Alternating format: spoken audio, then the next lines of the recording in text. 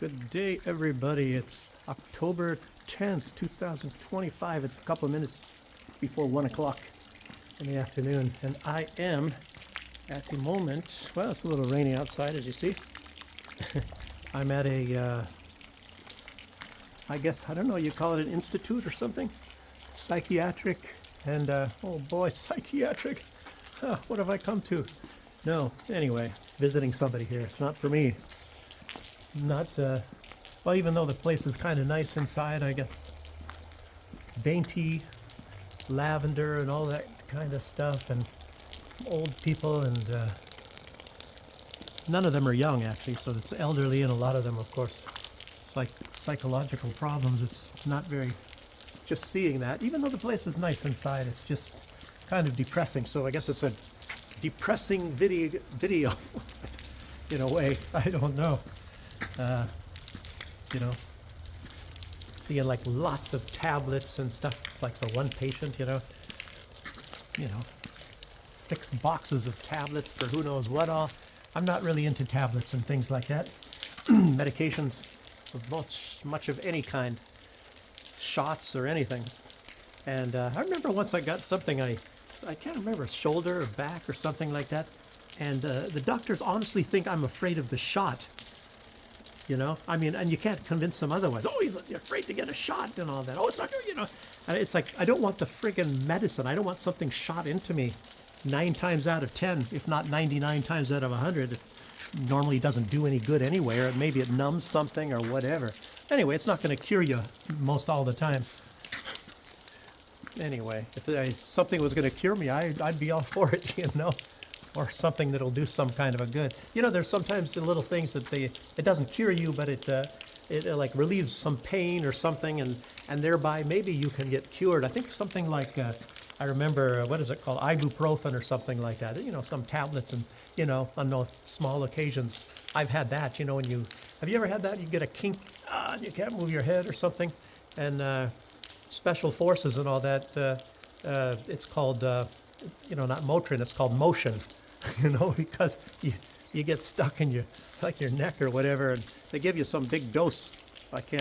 What was it? I don't remember. A long time ago. So anyhow, that's beside the point. But anyway, today, as I said, is October 10th, and this is I guess it's the date for the Nobel Peace Prize, and Donald Trump has really, really been pushing for that. I saw something about some professor. Look at this. Man, this is just some kind of a face on this building. And look, I never saw this before. And you can see right here that it's just a face, and that's the real building on the inside. But all this glass, I don't know, it's raining. Let me see if it's not that bad. I can walk out here, show you this building. Make it have a modern look to it. Amazing. Okay. How they do that. Good, I don't know. Bad, I don't know. Looks attractive on the outside. Who knows? But anyway, Donald Trump thinks he's going to get a Nobel Peace Prize, and I guess some people are going through the criteria to get a Nobel Peace Prize, and Donald Trump doesn't really meet very many of them. He doesn't meet very many of them at all, and I guess according to those criteria, he shouldn't get a Nobel Peace Prize. I guess there's probably a lot of other people that should be getting it. Who? I don't know. I'm not on the committee. I guess there's 5 people that decide this.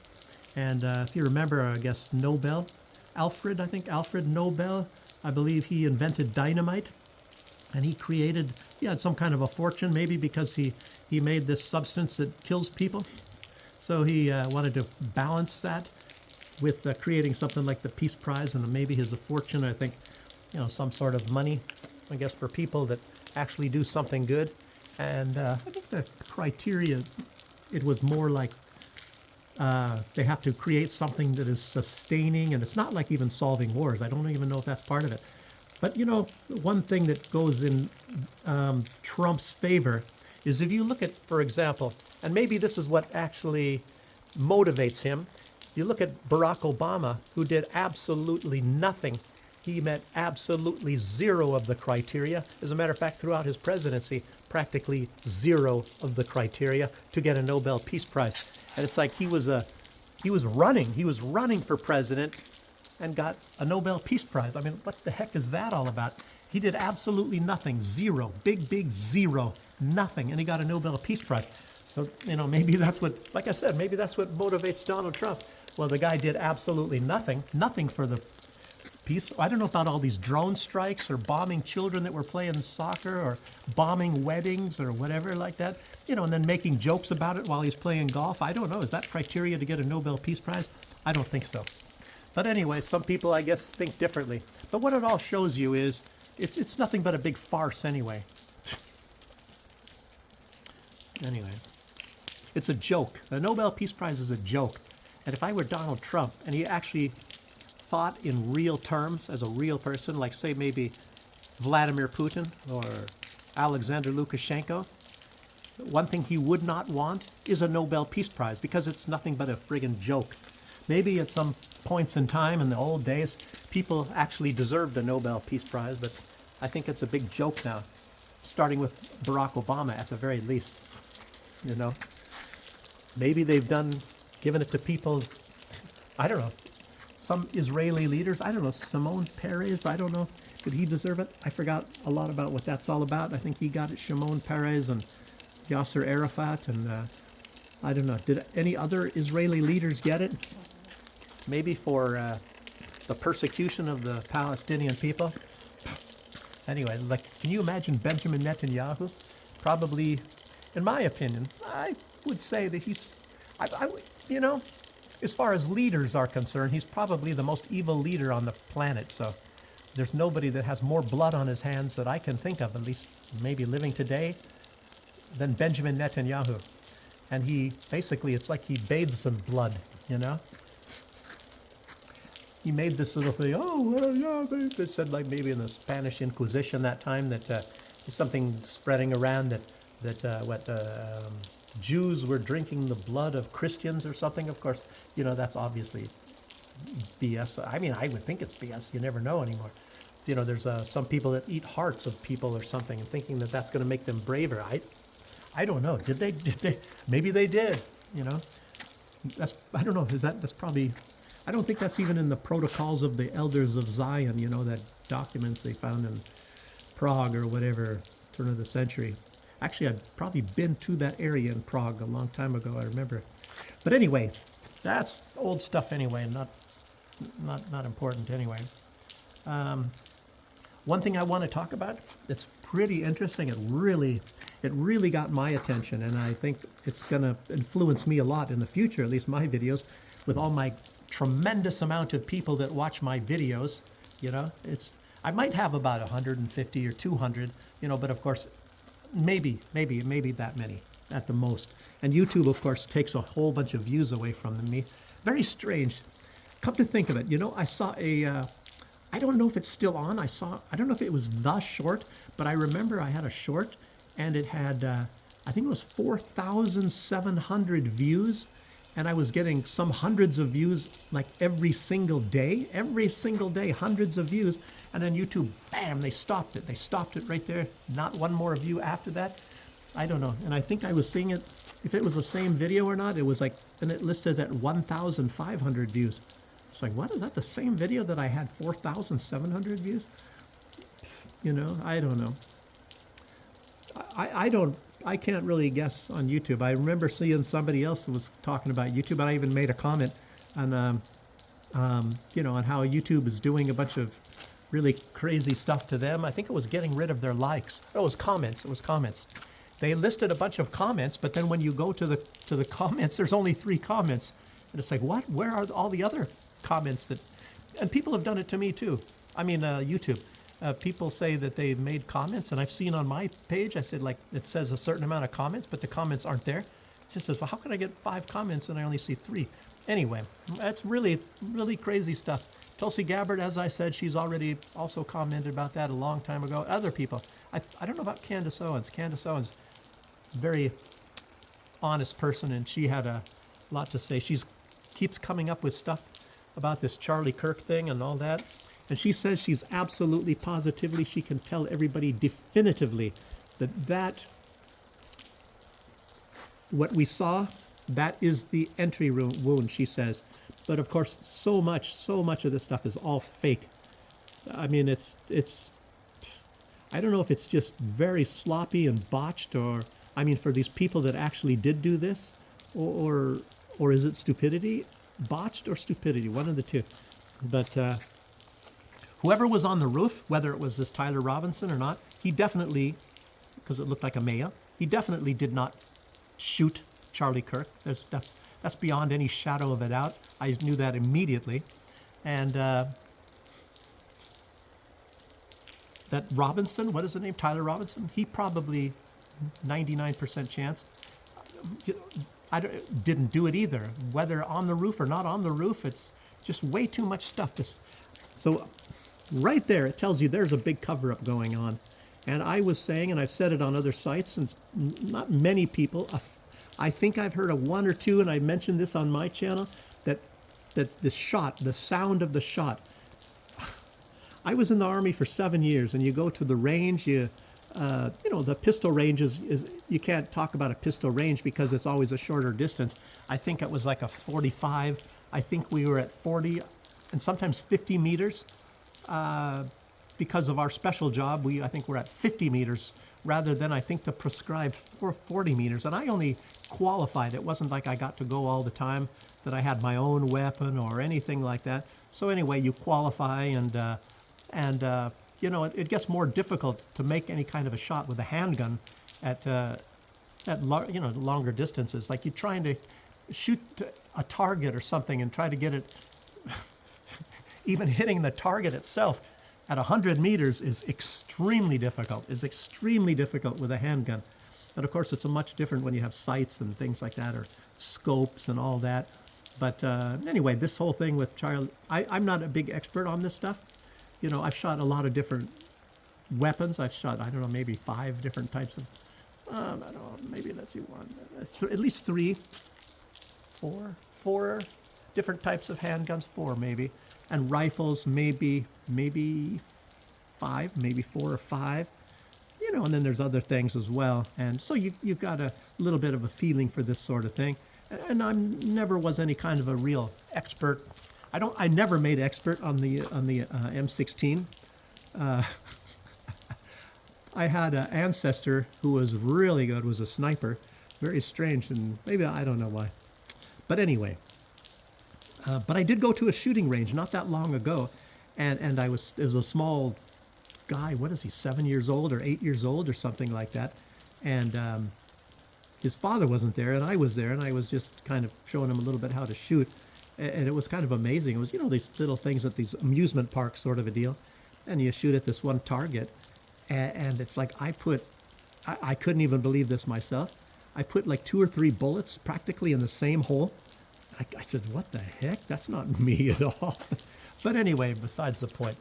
It was just, I don't know. It's actually not luck, because there's all sorts of areas you can hit besides. But I actually did it. Anyway, I surprise myself sometimes. But anyway, but this assassination the sad part about it is that it's obviously a lie. It's undeniably a lie. I mean, that somebody actually planned and actually did this, but it's not the people they say. And I think there was people that were also in Turning Point USA, and they're saying that what's really terrible, and they don't believe that Tyler Robinson did this. What's terrible is to have this guy either put away for life or get the death penalty for a crime he didn't do. It's Tyler Robinson. I don't care if he's a homosexual or what the heck it is, but the guy didn't do it, and it's, I don't know. We have some people with some very terrible minds nowadays, and that has a lot to do with what I'm going to be talking about in the rest of this video. There was, just starts right now, there was a study, and it was, I guess, Jinghao Institute in China. I don't even know what city, Jinghao, I guess that's the name of the city. And it was a big study. And I guess the name they give this, it's called cognitive warfare. And it describes on how the United States, they said United States, it's the West for the most part in general, but far, far, far more the United States. And it has a lot to do with a lot of these videos that I make that I'm in disbelief. I'm in disbelief what goes on, and I'm sure the rest of you do. I mean, that's people that watch my video. They must feel the same way, otherwise they wouldn't be watching this video. You've heard of cognitive dissonance, but cognitive warfare is how the United States in particular, I'm talking about the government, I'm not talking about the people, so don't get me wrong, and there's just certain people in the government, intelligence agencies, and there's a lot of them. What is there, 17 intelligence agencies? I've met some people from some of them in the old days. I don't know if I met anybody in the NSA. CIA, definitely. I've met them even not even being in the military. I've met some of those people, and sometimes you can, when you've been around them enough, or a lot of these types of people, and you can sometimes tell them, you can tell which ones are. There's some you might suspect, and some you actually, people might even say they are, but you know them and you say, well, I don't think so. They just don't seem that way. I've mentioned that a lot already before. Like, for example, when you see,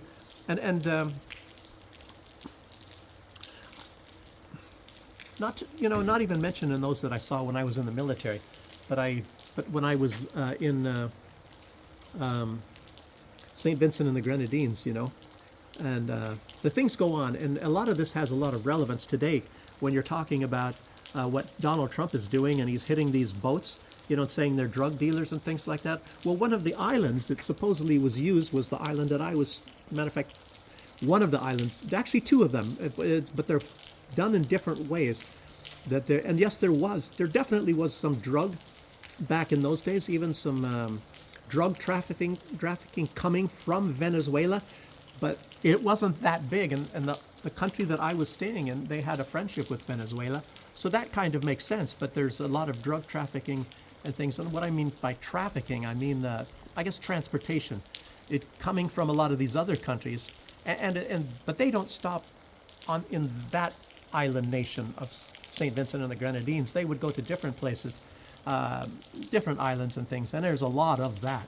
And there wasn't quite so much. And the ones from St. Vincent that stopped at St. Vincent and the Grenadines, it was small stuff, very small stuff, practically just personal. Maybe I didn't see the bag. I didn't see, but there was one. I've mentioned it before already, and somebody. They were fishermen that never had any fish, but a lot of time what they would do is smuggle, believe it or not, gasoline, because people didn't want to pay, the resorts and things didn't want to pay the high price of gasoline that they would be buying from the government. So these Venezuelan fishing boats would come with gasoline or diesel and things like that, and they would sell it to the resorts. And I remember there was one time the customs people of St. Vincent and the Grenadines went to check a boat on what was called Union Island. It's a decent sized island. At that time, I was maybe associated with doing, associated with somebody that was in tourism on another island. They call it Palm Island. Actually, it had a different name, but everybody called it Palm Island.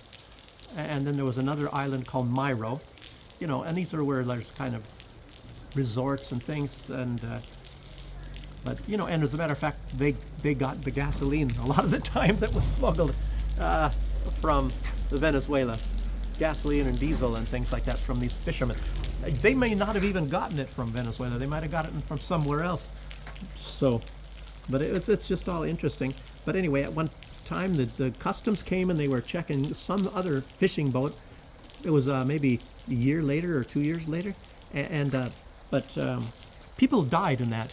It was a gunfire exchange and all. And someone, I think, fisherman or whatever, threw a bag of, threw something overboard. They sent divers down or whatever. I don't even know how it sank. You'd think it would be floating, but I guess it sank. But anyway, some diver, maybe they tied something to it probably to make it sink. And they went down and they said it was washing powder. But it's because the government cooperation between the two countries, they had to cover it up. Instead of saying it was cocaine or whatever it was definitely some kind of drugs. Why would somebody throw some washing powder over the side? Oh, we're smuggling washing powder. laundry detergent. Oh gosh, I don't want to get caught by smuggling Tide. So anyway, so they put out in the local media that it was washing powder. Yeah, we all believe that one. And so, but it was like, it wasn't like a big bag, obviously. It was something kind of small. But anyway, the smuggling, it goes through other places. Then the United States, anyway, they put I don't even know, was it Donald Trump? Let me think. It very well could have been during Donald Trump's time. They put a Coast Guard base on another island. I was living on that prior to that time. So I was not living on that island when the Coast Guard base was put in, but it was a U.S. Coast Guard base, like 1,000 some odd miles from even Puerto Rico, south of Puerto Rico. So there was no coast of the United States anywhere near there. And a lot of what they were using that one for was to launch drones, surveillance drones on Venezuela back in those days. So that was what that was all about. Donald Trump has really been wanting to get a hold of the natural resources of Venezuela for a long time. And a lot of people say that it's the most resource-rich country on planet Earth. It definitely is of America. But then again, as you know, I think it was 2007, they found a huge amount of oil and in Haiti. Most of it, unfortunately, is under Port-au-Prince. And of course, that's why the United States reacted very, very quickly when there was that earthquake in Haiti. They reacted much faster than they did for any disaster that ever happens in the United States, because that is the strategic reserves of the United States. And there has somebody been putting that out from the United States government. They see that as the strategic reserves of the United States. And I'm trying to, I thought I would remember this. There was a book called Hidden Agendas, and there was a report, a famous journalist author that, of course, wrote about the United States in there and their interest with Haiti, and it was a slave colony. And of course, you know, like making baseballs, and little 10-year-old children, instead of going to school, they made baseballs or whatever, and then they would pay them like 50 cents a day or something to make baseballs, or, you know, very bad stuff. A lot, you know, the French were like that at first and too. So, but anyway, it's exploitation, and it's a lot of, anyway. So, but anyway, cognitive warfare. Gosh, I'm not getting very good and far into that, am I? Already 22 minutes. So I'm going to actually probably, because this is so incredible, because it plays out what happens in Belarus. And it definitely, I don't know, you call it wealth warfare or what? It's manipulation, it's everything. It's brainwashing and colonization of the mind. But it is, anyway, how I wrote it here, it's a published report exposing how the U.S. can ensure compliance. So compliance, that's another word that fits very well with this word called control, right? And a lot of people say that the whole objective of what's going on by these elites and even the deep state or whatever is control. They control one ring to bind them all. And that's about the same thing. To bind them, that's what that whole thing was about in Lord of the Rings, is that one ring to control everything. Gosh, so this is really incredible. You start to tie this stuff together, use your imagination a little bit. Absolutely unbelievable.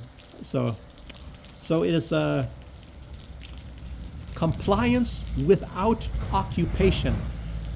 I mean, this stuff is incredible. This is incredible. A lot of people latched onto this study from China, and there's a lot of them in Russia, maybe even in Belarus. I would say the Union State. I'm sure they are interested here, some people, but you just don't hear about it. And there's even people in the West, English-speaking world, talking about this cognitive warfare. At least that's what they call that there. I think there's a different name for it, but it's just for right now, let's use that. Cognitive warfare, cognitive manipulation. I'm going to be, like I said, talking about this more in the future. And such interesting when you just talk about cognitive dissonance. But they're saying that this cognitive warfare is the colonization of the mind. So it's compliance without occupation. And they call that a tool, but this This they use their own tools. So it's tools of a tool. It's sort of like a proxy of a proxy. I've talked about that in other videos too. So that you don't know how this, you can't trace things back. But so fascinating. So when you call it a subtool, such as Hollywood, Hollywood? Yes, Hollywood. Putting things in a movie. It's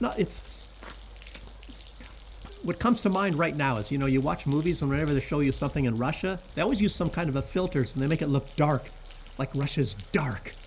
And when you see real things of like, say, people in Moscow, it's no different than anything in the West. It's just as bright as what you're looking at. Well, right now it's not a bright day, but it's just like everywhere else. And as a matter of fact, everything is more modernized and renovated, much more so than in the West.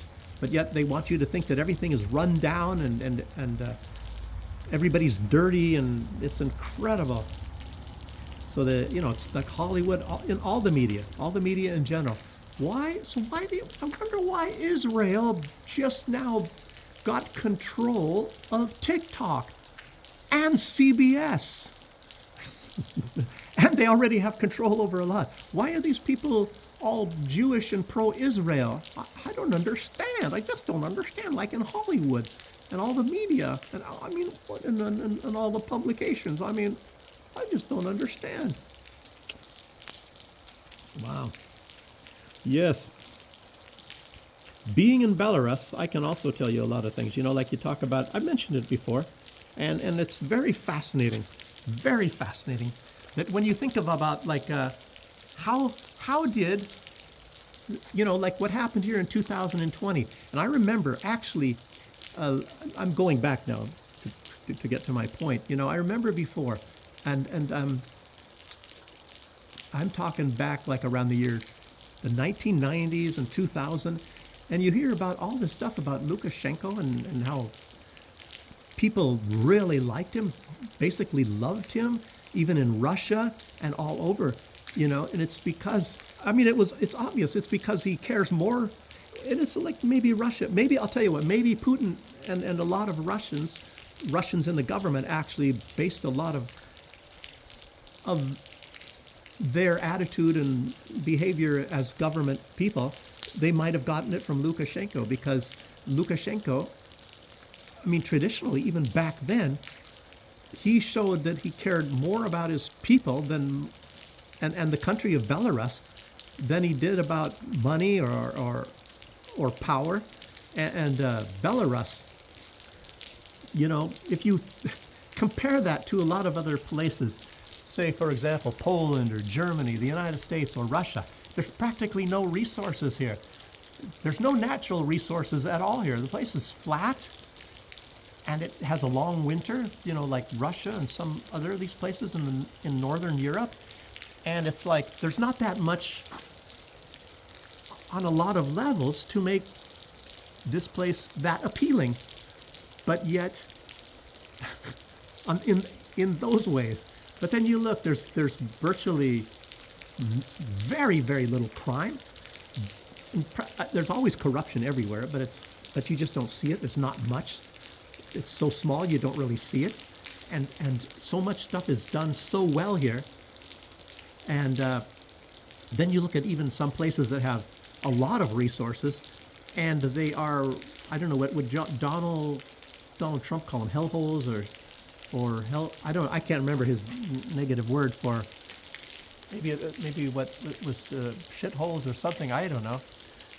Some bad word for a lot of different countries. He might even call this place bad or something like, what's his name?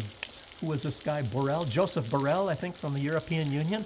That we're in the jungle here, and where he's at, the EU is a beautiful garden.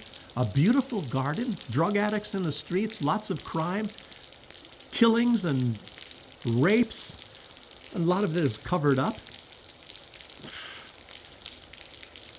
Just way, way too much to talk about.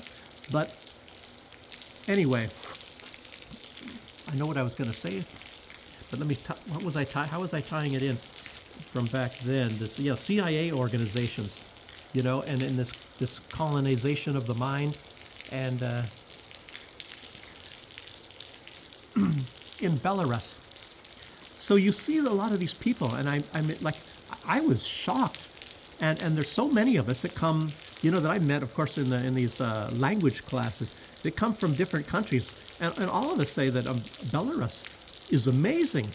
Nobody dislikes Belarus that comes from any country, whether it be Africa or Turkey or India or the United States or any, of course, if they didn't like it, they would have been gone or something. There's maybe you don't like some things like the weather in the winter.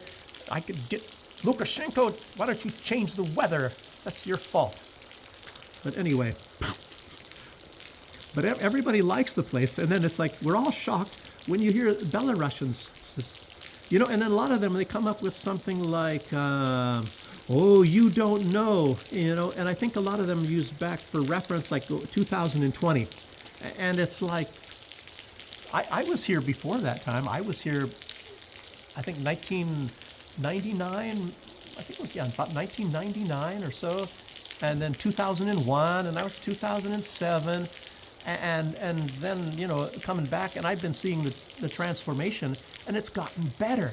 And I tell you what, just coming on the bus ride out here, and I'm sitting there looking at all these houses, and it's like, what the heck? Some look like castles and things.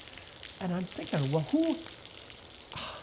I'm just wondering, and in Minsk at all, a lot of these people, there's you don't see people really living on the street. You see some kind of people, some poor people sometimes, and some of these times these people are from they look like they're from Pakistan or Tajikistan or some other places like that. I don't really know. They're coming here. I don't know. And I'll tell you what. And they speak Russian, and what really gets me is there's jobs. There's a lot of jobs. And there's even jobs. Trust me.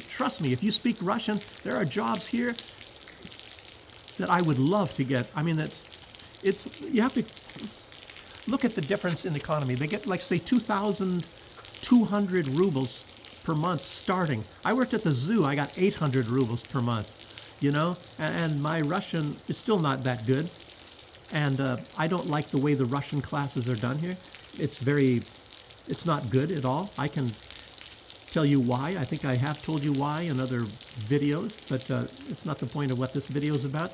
But if my Russian was at least somewhat better, and that I could get these jobs, and I would jump on them. I would jump on it because I know much about the economy. I know how much I need to live and all that. I came here, bought an apartment. We bought an apartment, bought the furniture. It's not quite finished, the apartment, obviously, but we have a place to live, a roof over my head, and the bills aren't super high.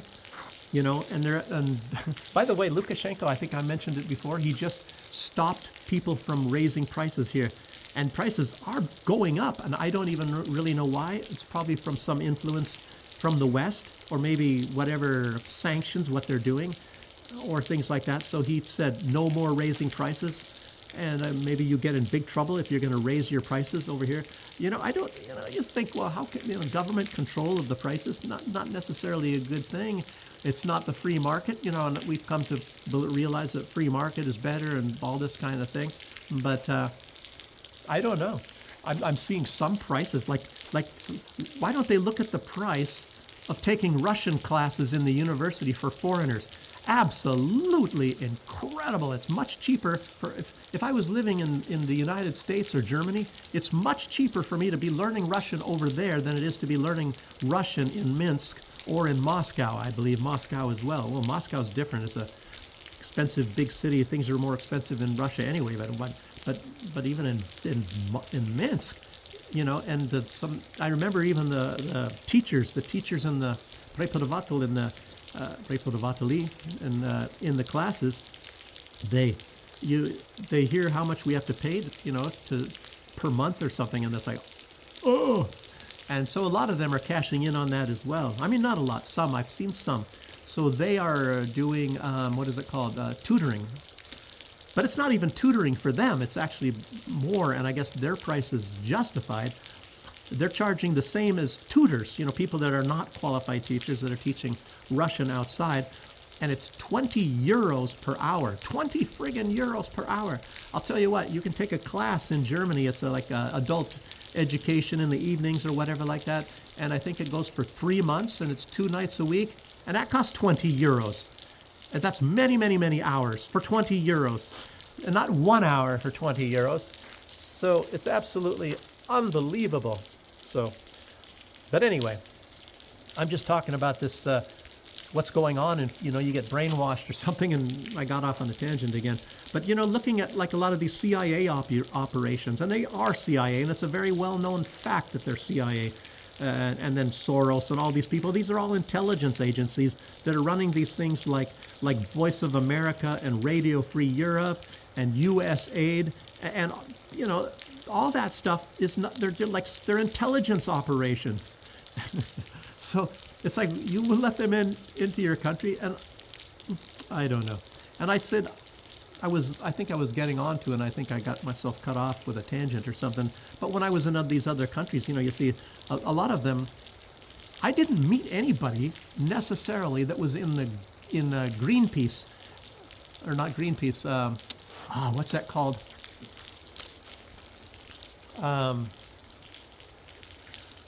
Anyway, whatever happened started in the Kennedy. The name escapes me right now. But, that movie Volunteers with John Candy and Tom Hanks is in it. They were supposed to be in this thing anyway. But anyway, they even have spies in that one.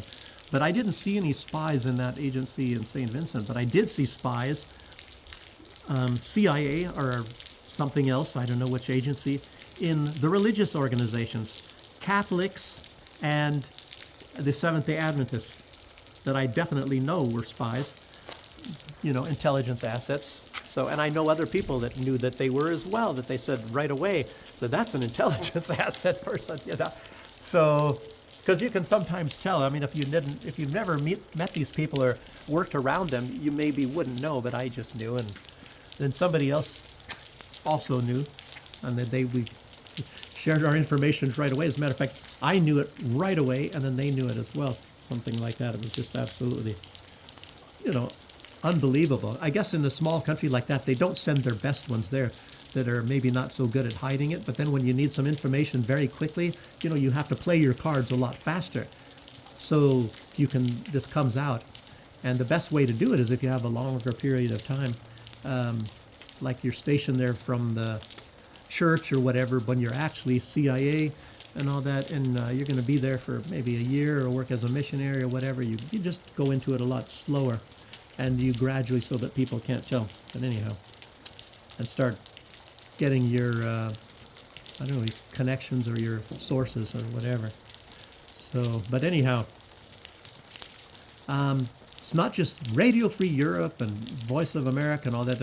It's big tech as well. I don't know how that necessarily, if somebody would tell me, I'm sure I would agree with them. But they have also weaponized narratives. Weaponized narratives. Now, remember this one, such as democracy or human rights, even freedom, all this kind of stuff. And even Trump. Trump has his own style, as you know. It's like he comes up with the leftist, woke victimhood. Even though he talks against these people, he uses the same narratives himself. Oh, they're ripping us off with tariffs. All these countries are ripping us off. Oh, the poor United States with the world's reserve currency, they're ripping us off. Oh, look at they're ripping us off in tariffs or something like that. Oh, I'm not going to mention that we rip them off far more in far other ways, but they rip us off with tariffs, and may not even be true. A lot of times it's like Donald Trump comes up with a lot of stuff. A lot of time it turns out to be exaggerations, completely not the truth. It's maybe somebody told him. I'm not saying he is necessarily lying from his own initiative, but somebody tells him something and he believes it. And so, that's true. I don't know. So anyway.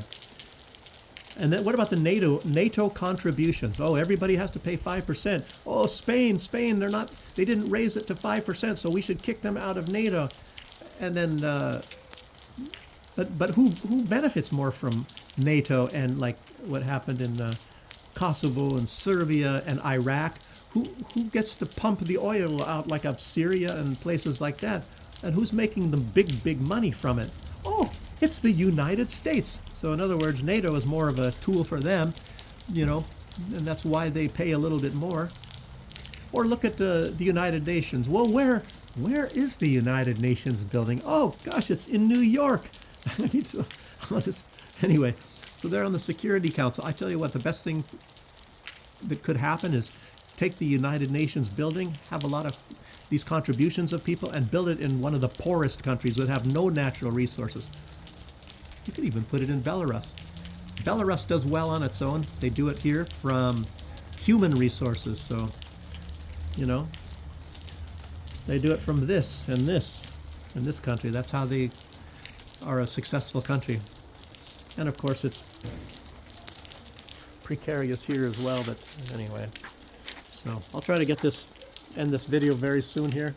40 minutes already. Yeah, who benefited from Iraq? Like I said, NATO operations from the coalition of, that was the coalition of the willing too, wasn't it? Just like now, the coalition of the Hate Russia Club willing. But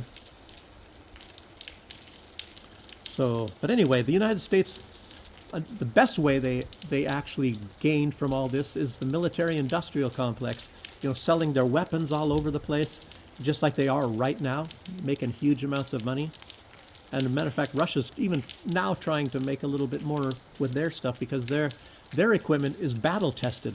The United States stuff flopped, like the Abrams tanks, you know, and they're practically not even using them. You know why?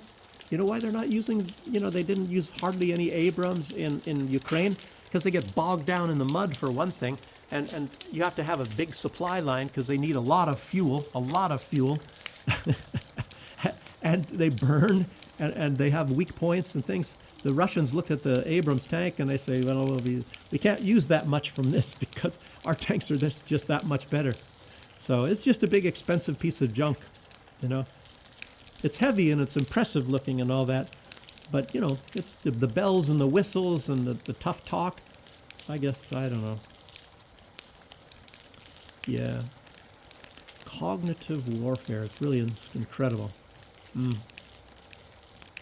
Yes. But cognitive dissonance, you know, and trying to tie that into what is, you know, this cognitive warfare. And, you know, cognitive dissonance is like, that's absolutely amazing. It's like cognitive, meaning you're cognitive. Unlike Joe Biden, for example, you know, you're wide awake, or maybe some of the people in here are their cognitive abilities are kind of weak. That's probably one reason why it's very good I'm talking about this in this place. But your cognitive abilities, you know, being aware of what is around you and what's going on, and putting 2 + 2 together, and it has a little bit to do with memory and things like that as well. And but cognitive, it's kind of like not even acknowledging the nose on your face and saying it's not there. If there's just so much. It's like Donald Trump, you know, trying to, I mean, just see how effective it is, how effective Donald Trump is. And you think about this, he's selling weapons, supposedly selling them to Europe, and he fully knows, well, it's come right out of his own mouth that they are selling them to Ukraine. And now people started to question that. So then he's talking about this Tomahawk, and he says, well, I've made a decision. Oh, but I want to know what they're doing with the Tomahawk. And Dmitry Medvedev made this joke, like I told you, oh, they're going to be bombing Warsaw with them, and Berlin and London. And, you know, I mean, it was a joke because it's very obvious that if he sells these Tomahawks, they're going to be bombing Russia with them. But yet he wants to stop the killing. It's like, gosh, you know, that's kind of like cognitive dissonance, isn't it? It's like, oh, Trump is the peace president, but yet he's given the instruments to kill people. Like he flooded Israel with weapons, you know. You know, and all these people, they don't have to leave Gaza, he's now saying lately, but you have Jared Kushner there and Steve Witkoff, which are developers. These people are developers, and they're the ones that are spearheading this stuff about this peace in Gaza, and I think Candace Owens even touched on that, and she was basically saying it's disgusting. She might have even used that word, but Candace Owens, she is like for a large extent, a moral compass on what the heck is going on. She's younger than I am. She doesn't have, and she has some experiences that I don't have, and I've got some experiences she doesn't have. But it's like she's she's got some wisdom, even though she's a lot younger than me. And it's like she knows the difference between right and wrong. And what are we? Look at these people. These are our friggin' politicians, and they talk about the peace president and all that sort of stuff, and they're pulling this kind of crap. And Candace Owens was talking about, yeah, are you going to go take a vacation on the beaches of Gaza? And it's like, Candace didn't say this, but you may as well say, like, look at what are you doing? The blood of the Palestinian people. And it's obvious that it's like it's a couple 100,000 at the very least, even if they're only acknowledging 70,000, even under 70,000, but it's at least a couple 100,000. Everybody knows that's how many perished, at least, just because they haven't found the bodies underneath the rubble. Some people are saying it's a minimum of 300,000 Gazans that have perished and died on this, in this blood. And somebody was telling me it's like you go take a vacation on the beach in Gaza, and then you're going to probably sit there and say, oh, look at how nice everything is right now. And it's like, just to think it was a war zone not long ago.